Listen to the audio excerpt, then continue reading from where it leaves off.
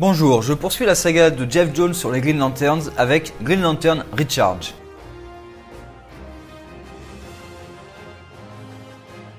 Un tout nouveau Green Lantern a été choisi et il essaie de sauver son monde car une étoile voisine s'est soudainement transformée en trou noir. Mais il y est aspiré alors qu'une voix dit qu'ils l'ont eu. Sur Korugar, un anneau choisit Soranik Natu alors qu'elle est en pleine opération. Elle n'en veut pas, mais quand elle comprend qu'elle peut sauver son patient avec, elle l'accepte. Des scènes similaires arrivent ailleurs.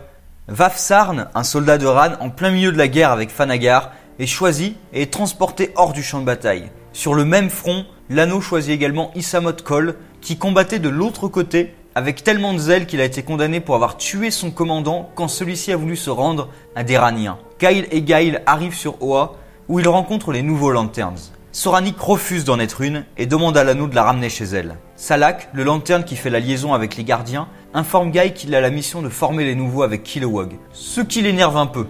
Il force la porte des gardiens, mais leur ordre demeure le même. Dans leur chambre, ils s'inquiètent de la guerre Thanagar-Rann qui fait rage, mais aussi d'une autre menace qui tue leurs lanterns les uns après les autres. Sur la route, Soranik est justement capturé par cette menace. Kilowog parvient à convaincre Guy que son rôle est essentiel, car des centaines de nouveaux Green Lanterns vont arriver. Vaf Sarn et Isamot Kol sont envoyés ensemble pour bloquer l'accès à un trou noir en formation. Faisant partie de deux planètes en guerre, leur relation est compliquée. Ils essaient de convaincre un vaisseau de faire demi-tour, mais son équipage croit à un piège quand ils reconnaissent un Thanagarien. Jusqu'au moment où ils sont aspirés vers le dit trou noir. Les deux Lanterns essaient de les en sortir, mais ils sont entraînés tous les deux et capturés comme Soranik. Kilowog arrive juste après, il sauve le vaisseau et interroge l'anneau sur la destination de ces deux bleus. Le corps est occupé ailleurs pour protéger Mogo, la planète vivante et membre extrêmement important du Green Lantern Corps. En effet, la guerre arrive jusqu'à lui, mais avec leurs efforts combinés, il ne tarde pas à leur faire comprendre qu'il faut partir. Kyle entend alors une voix l'appeler à l'aide et il y a une vision de Soranik. Ils parviennent à trianguler sa position, le système Vega. Un ancien pacte entre les Scions de Vega et les gardiens interdit aux Lanterns d'y aller. Mais un des leurs est en danger et Kyle prend la décision d'y aller, accompagné par Guy. Tous deux retrouvent Soranik et la libèrent. Ils retrouvent également le Lantern à qui appartenait son anneau avant elle. Elle révèle qu'elle était allée chercher les traces de Zernier pour honorer sa mémoire, mais a été aspirée par le trou noir qui l'avait tué. Elle a avalé l'anneau et l'a utilisé pour diminuer ses signes vitaux au maximum, et ses ravisseurs, la croyant morte, l'ont abandonnée dans cette décharge. Puis, son anneau a envoyé un signal de détresse. Les deux hommes parviennent à la convaincre de garder l'anneau pour honorer son ancien porteur, en jouant un peu sur son arrogance.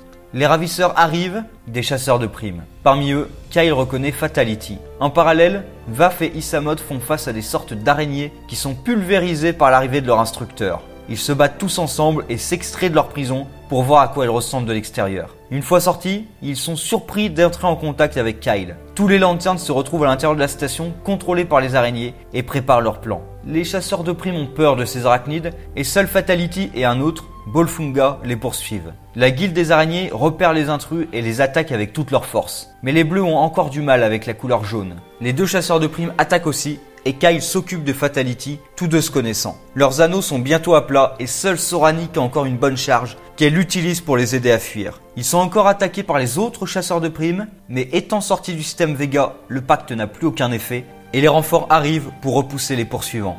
Ils n'ont pas le temps de se recharger qu'ils entendent un code 0. Oa est attaqué. La guilde des araignées ayant été découverte, elle a lancé son attaque plus tôt que prévu. Mais les nouveaux Lanterns n'ont pas encore surmonté l'impureté parallaxe et leur énergie est inefficace contre le jaune. Allegion arrive, appelé comme tous les autres par le code 0. Puis, le groupe de Guy revient. Ils expliquent que la guilde a une toile subspatiale centrée sur le soleil d'Oa. Ils veulent le transformer en trou noir et piéger la planète. Mais Guy a un plan. Il fait appeler tout le corps à la batterie centrale pour se recharger au maximum. Ils doivent tous vaincre l'impureté en brisant leur peur. Leur objectif, stabiliser le soleil et l'envoyer à travers le sous-espace dans le nid des araignées. Poussant leur volonté au paroxysme, le corps y parvient. Le soleil se résorbe et détruit la flotte de la guilde. Même les gardiens sont impressionnés par Guy, malgré son attitude, et ils en font le premier Green Lanterns de la garde d'honneur. Cependant, ils sont inquiétés par d'autres menaces.